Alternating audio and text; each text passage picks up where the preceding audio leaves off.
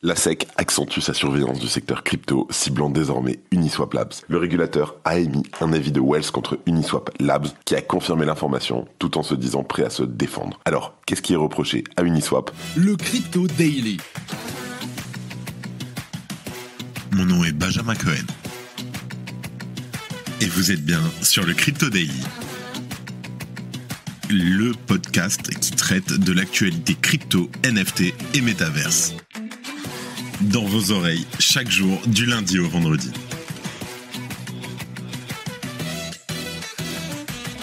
Salut, c'est Benjamin du Crypto Daily et j'espère que vous allez bien. Et c'est donc notre actualité principale aujourd'hui. On parlera ensuite du retour de KuCoin en Inde avant de s'intéresser au comportement des mineurs à l'approche du halving. Alors, j'ai une voix un peu rocailleuse, c'est normal, on vient d'enchaîner déjà 4 jours de PBWS, de side event, etc. Demain, il n'y aura pas de podcast. On va se reposer tranquillement. Mais en tout cas, let's go, on commence. Et avant toutes ces belles news, le coin du marché. Here comes the money. Here we go. Donc on a un marché qui reprend des couleurs en cette fin de semaine. On a un Bitcoin qui gagne 2% sur les 24 dernières heures pour un prix de 70 780 $. L'Ethereum suit la même trajectoire avec une hausse de 1,5% pour un prix de 3 580 $. Le BNB et le Sol gagnent respectivement 3 et 1%. Le XRP stagne avec une légère hausse de 0,7%. Le Doge gagne 5,64% tandis que le TON continue sa hausse avec une augmentation de 10%. Et enfin, l'ADA gagne 1,45%. Et on commence avec la première news, la SEC qui veut s'attaquer à Uniswap. Alors, mercredi soir, le célèbre protocole de finance décentralisée Uniswap a informé sa communauté qu'il avait reçu un avis Wells de la part de la SEC, donc la Securities and Exchange Commission des États-Unis. Alors, bien que ce type d'avertissement ne constitue pas une action en justice en tant que telle, il précède bien souvent une plainte, comme cela avait été le cas pour Coinbase l'année dernière. Et sur X, Hayden Adams, un des fondateurs de l'exchange décentralisé, s'est exprimé longuement à ce sujet. Il a notamment expliqué qu'il n'était pas surpris, mais seulement agacé, déçu et prêt à se battre. Je cite « Je suis convaincu que les produits que nous proposons sont légaux et que notre travail se situe du bon côté de l'histoire. » Il rajoute aussi « Il est clair, depuis un certain temps, qu'au lieu de travailler à la création de règles claires et éclairées, la SEC a décidé de se concentrer sur l'attaque de bons acteurs de longue date comme Uniswap et Coinbase, le tout en laissant passer de mauvais acteurs comme FTX. » Alors, plus loin, l'intéressé se dit également frustré que la SEC semble plus préoccupée par la protection des systèmes opaques que par la protection des consommateurs. Il estime ainsi que le combat à venir prendra des années et qu'il pourrait même aller jusqu'à la Cour suprême s'il le fallait. En parallèle des propos de son fondateur,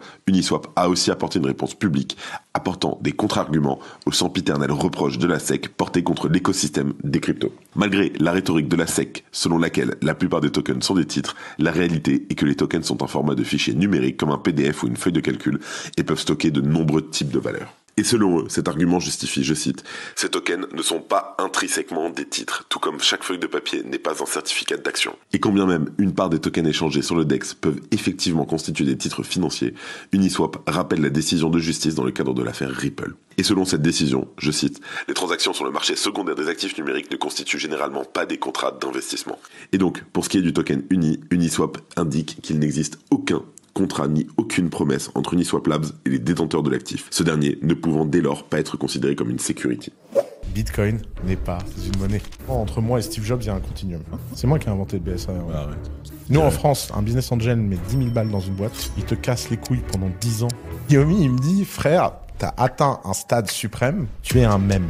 Hello, c'est Oussama pour le Crypto Daily. Let's go. Alors, on en a déjà parlé la semaine dernière, on a reçu Oussama Hamar en CryptoDrinks, on a aussi fait une interview 1v1 avec Ous. L'interview est déjà disponible, elle plaît énormément, merci beaucoup. Je vous mets bien sûr le lien en description et je vous laisse me donner vos retours. En deuxième news, KuCoin est de retour en Inde, la fiscalité. Alors, voilà le cœur du différend qui opposait en fin d'année dernière le régulateur indien et les grandes plateformes de crypto-monnaies. Concrètement, en Inde, les cryptoactifs sont soumis à une taxation de 30% qui touche aussi tous les secteurs des jeux en ligne et des paris sportifs, mais il existe aussi une taxe de 1% sur tous les transferts en crypto. Alors évidemment, En opérant depuis l'étranger, certains exchanges pouvaient se permettre d'éviter la dîme et les consommateurs indiens ne s'en étaient pas privés. Mais après des menaces explicites du ministère des Finances du pays, le secteur a dû se plier aux exigences de la Financial Intelligence Unit et surtout se conformer aux lois locales. Et de toute manière, l'ensemble des applications crypto était devenu inaccessible depuis l'Apple Store. Et c'est ainsi que 3 mois plus tard, on apprend que KuCoin a fait ses devoirs et que la plateforme est de retour à New Delhi. Et c'est d'ailleurs la première du secteur à remplir toutes les conditions. Elle l'a fait savoir via les réseaux sociaux et a publié un article sur son blog expliquant les nouvelles obligations relatives à ses clients indiens. Il est donc bien sûr question de résider dans le pays, mais aussi d'accéder à l'exchange via une adresse IP locale, ainsi que de remplir de manière exhaustive le formulaire d'inscription et l'ensemble des vérifications. Et enfin, on peut lire noir sur blanc que la fameuse taxe de 1% sera bien appliquée à compter du 10 avril pour tous les transferts de crypto. Baptisée la taxe deductible at source, elle sera bien collectée par l'exchange et reversée à l'Income Tax Département, donc l'équivalent du fisc local. Le PDG de KuCoin,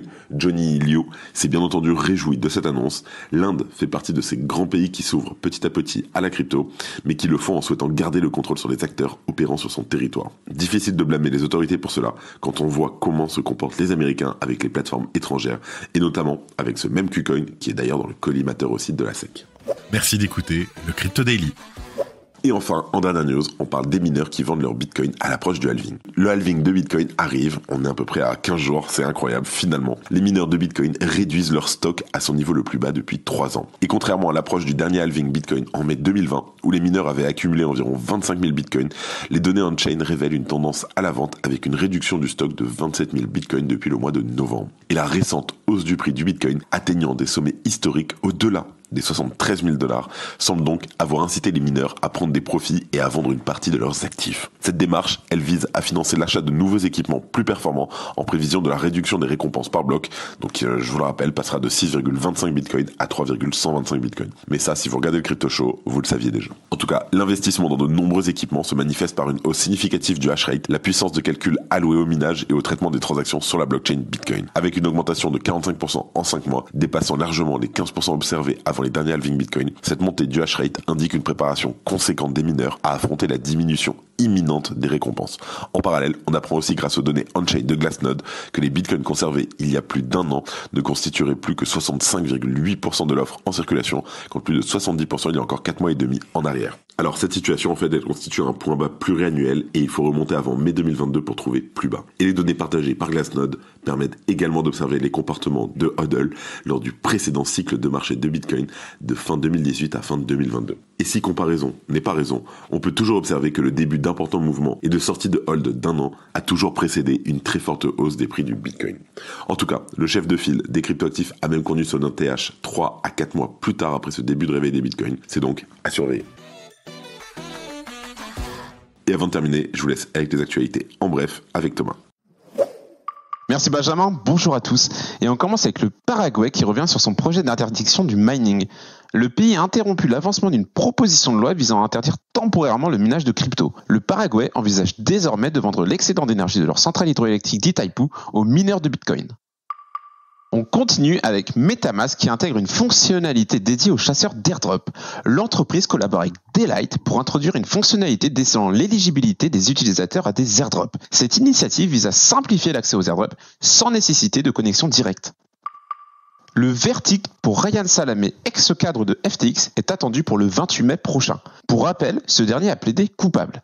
Il avait notamment avoué sa participation à des contributions politiques illégales et à l'opération d'une entreprise de transmission d'argent sans licence.